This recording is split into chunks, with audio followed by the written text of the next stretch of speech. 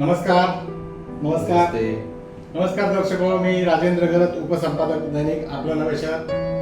आज आमच्या स्टुडिओत भारतीय जनता पक्षाचे कोपरखेरणे येथील नगरसेवक प्रभाग क्रमांक 10 श्री संदीप सुरेश म्हात्रे यांना आम्ही मुलाखतीसाठी खास पाचारण केलेलं आहे. श्री संदीप म्हात्रे हे पहिल्यांदाच जरी नवे महानगरपालिकेच्या सभागृहात निवडून गेलेले असले तरी त्यांचा समाजकारणात राजकारणात गेले अनेक वर्षांपासूनचा सहभाग आहे. पाणी पुरवठा आणि मलनिस्सारण समितीवर सुद्धा ते आता सदस्यपदी आहेत. विविध नागरी कामे हातावेगळी करण्याचा त्यांचा हातखंडा आहे. एक मोठ्यात मोठा प्रभाग असा त्यांचा गणला जातो. त्यांचं वैशिष्ट्य हे की नवीनबेकर स्थानिक असूनही त्यांचा जो मतदारसंघ आहे तिथे पश्चिम महाराष्ट्र आणि देशाच्या विविध ठिकाणाहून आलेल्या रहिवाशांचा वावर मोठा आहे.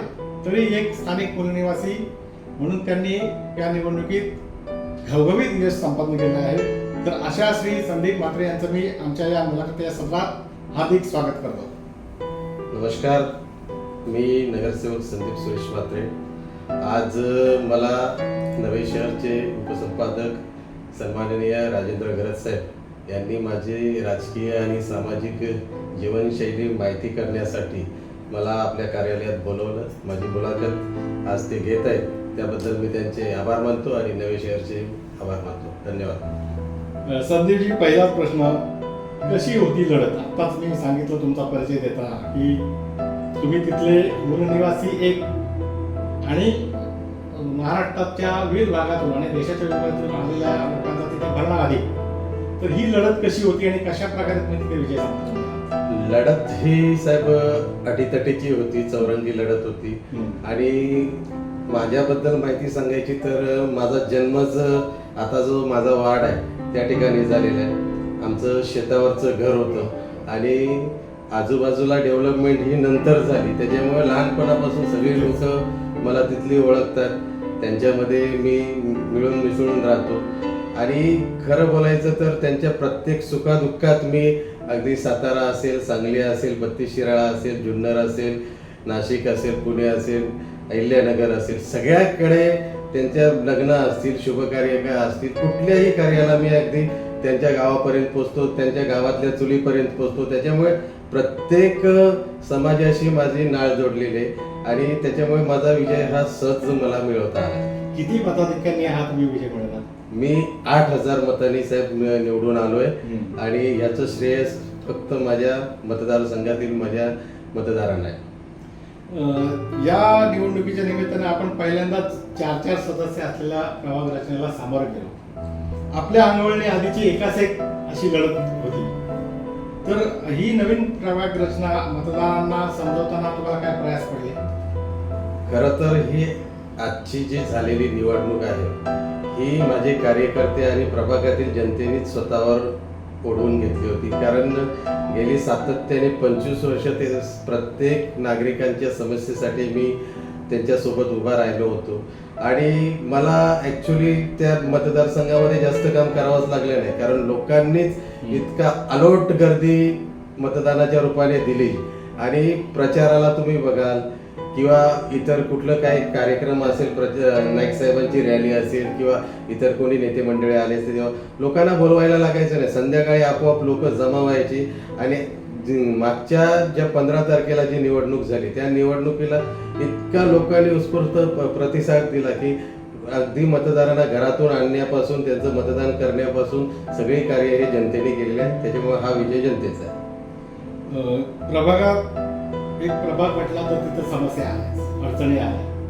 पाणी टंचाई असेल, विजेची समस्या असेल, रस्ते, वाहतूक, असे अनेक प्रश्न तिकडे असतात. तर तुमचा जो विशेष करून प्रभाग आहे तिथे कोणत्या समस्या तुम्हाला जास्त करून भेडसावतात? सगळ्यात जास्त लोकांनी आता कुटुंब वाढल्यामुळे गरजेपोटीची बांधकामं केली आणि पूर्वीच्या ज्या मलनिस्सारण वाहिन्या असतील, जलवाहिन्या असतील किंवा विद्युत केबल्स असतील, STP असेल, LT असेल, ST असेल, या सगळ्यांवर ताण येतोय. मी स्टँडिंगला सुद्धा असल्यामुळे, पाणी पुरवठा मलनिस्सारण समितीमध्ये असल्यामुळे आणि सभागृहामध्ये, महासभेमध्ये प्रत्येक ठिकाणी त्या बाबतीत मी आवाज उठवतोय. आता परवाच तुम्ही माझी बातमी बघितली असेल की कंडोनियमचे जे शेवरेजच्या लाईन आहेत आणि ज्या वॉटर लाईन आहेत ह्या आपण कधी दुरुस्त करणार. एकीकडे आपण त्यांच्याकडून हमीपत्र मागताय की बाबा तुमची रिडेव्हलपमेंट झाल्यानंतर तुम्ही आमचे पैसे रिटर्न करा, तर महासभेने महापालिका म्हणून जो ठराव हमीपत्राचा कॅन्सल केला आणि त्याचं इतिवृत्त तुम्हाला आम्ही कायम करून दिलंय, तर त्या दृष्टिकोनातून तुम्ही आमची कामं चालू करा. तर मग त्यांनी आम्हाला असं उत्तर दिलं की आम्ही हा प्रस्ताव तुमचा शासनाकडे पाठवलाय, शासनाचं लवकरच उत्तर येईल आणि आम्ही तुमची मलनिस्सारण वाहिनी असतील किंवा जलवाहिनी असतील ह्या नव्याने टाकून देऊ. त्या अगोदर मुख्य लाईनच्या ज्या मलनिस्सारण आणि जलवाहिनी आहे यांच्या साहेब मी टेंडर काढलेले आहेत, माझ्याकडे वर्क ऑर्डर आहेत त्या गोष्टीच्या, आणि त्याच्यानंतर डांबरीकरणाची सुद्धा वर्क ऑर्डर आलेले. त्याच्यामुळं जनतेला थोडासा त्या बाबतीत दिलासा मिळेल. जेव्हा आतमधली जलवाहिन्या आणि मलनिस्सारण वाहिन्यांची कामं होतील त्यामुळे जनता अधिक सुखी होईल.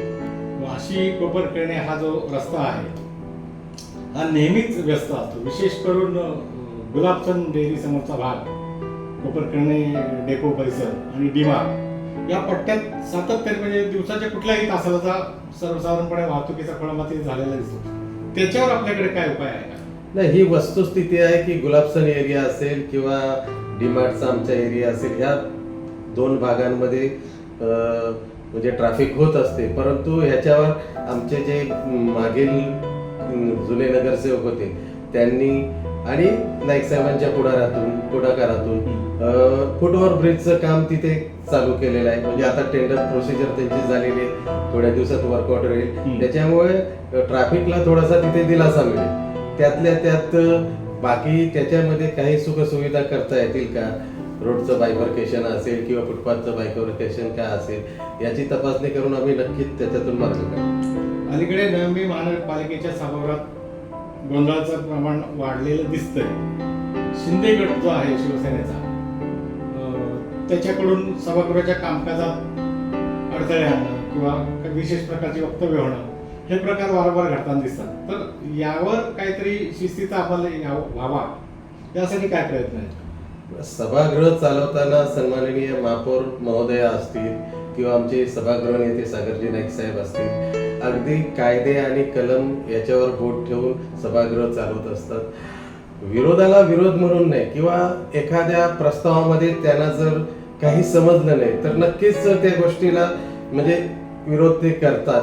परंतु आपली जी भूमिका आहे ती त्यांना समजली की नंतर त्यांचा विरोध आपोआप मावळला जातो आणि ते कार्य महासभेचं पुढे चालू राहतं. मी प्रश्न यासाठी केला की राज्यात आणि केंद्रात शिंदे गट तुमच्या सोबत सत्तेत आहे, मग इथे हा गोंधळ का, हा प्रश्न होता. गोंधळ असा नाही, परंतु कसं आहे की महासभेचं काम हे चांगल्या पद्धतीने चाललं पाहिजे.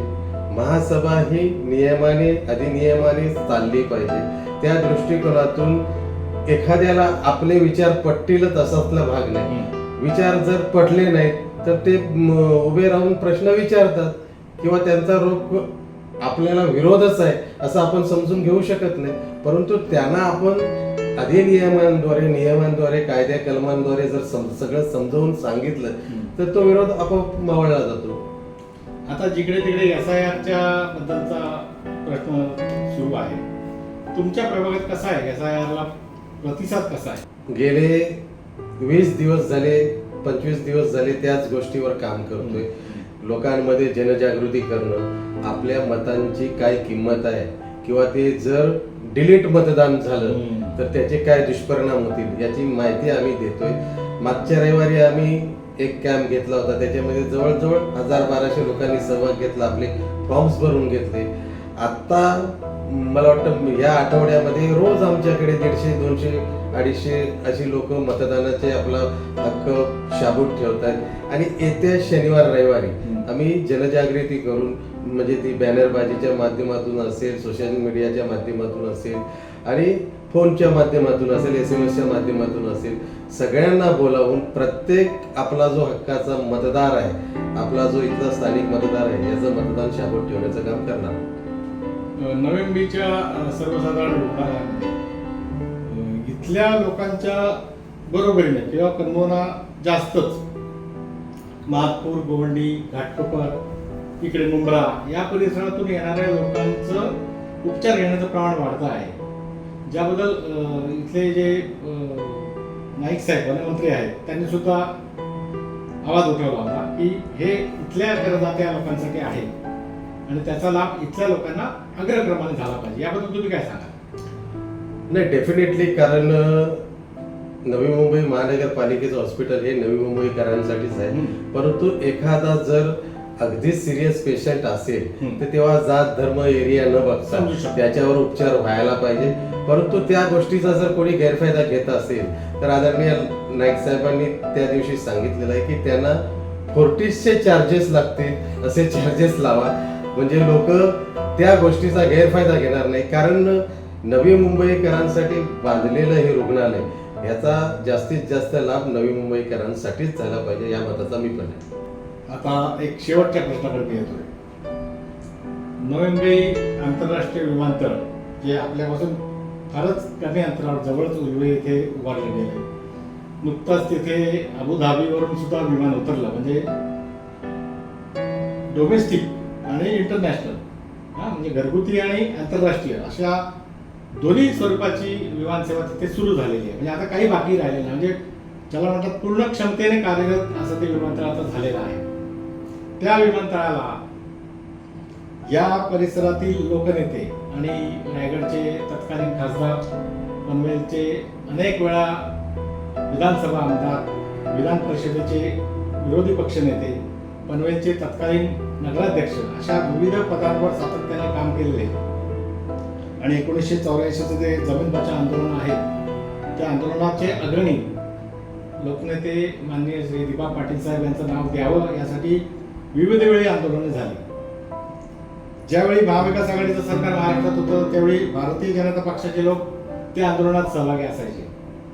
आता अलीकडे जे मोर्चे निघाले त्यात भारतीय जनता पक्षाचे या परिसरातले सर्व आमदार आणि नगरसेवक मंडळी त्या आंदोलनापासून दूर राहिले. तर हा सगळा काय प्रकार आहे आणि दिबा पाटील साहेबांचं नाव खरंच या विमानतळाला लागेल असं समजायचं का लोकांनी? स्वर्गीय दिबा पाटील साहेबांचं नाव या विमानतळाला लागलंच पाहिजे, कारण मागील अनेक वर्षापासून चाललेला लढा आज जनतेने चालू ठेवलाय.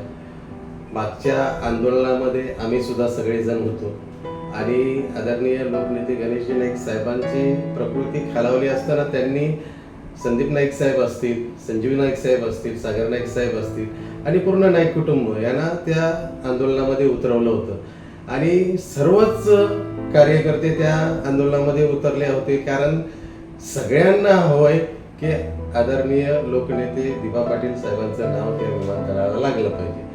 राहिला प्रश्न आता केंद्र शासनाचा आणि महाराष्ट्र शासनाचा की त्यांचे ठराव, आता त्यांचे प्रस्ताव त्यांनी केंद्र शासनाकडे पाठवलेले आहेत, त्यांच्याकडून मंजुरी येईल. त्यामुळे डेफिनेटली दिबा पाटील साहेबांचं नाव हे विमानतळाला नक्की लागेल. तर दर्शको, हे आहेत श्री संदीप सुरेश म्हात्रे, नगरसेवक प्रभाग क्रमांक 10 कोपरखेडणे. आम्ही त्यांना इथे आज मुलाखतीसाठी पाचारण केल्यानंतर त्यांना विचारलेल्या प्रश्नांना त्यांनी अत्यंत सावधपणे, व्यवस्थित आणि नेटकी उत्तरं दिली. त्याबद्दल त्यांचे धन्यवाद आणि त्यांच्या पुढील सर्व वाटचालीसाठी खूप खूप शुभेच्छा. थँक्यू, धन्यवाद, आभारी आहोत. दर्शको, श्री संदीप सुरेश म्हात्रे यांची ही मुलाखत आपणास कशी वाटली तर या मुलाखती खाली असलेल्या कमेंट बॉक्समध्ये आपलं कमेंट अर्थात अभिप्राय लिहून जरूर कळवा. नवे शहर यूट्यूब चॅनल सबस्क्राईब करा, नवे शहर फेसबुक पेज आणि नवे शहर इंस्टाग्राम फॉलो करा. धन्यवाद.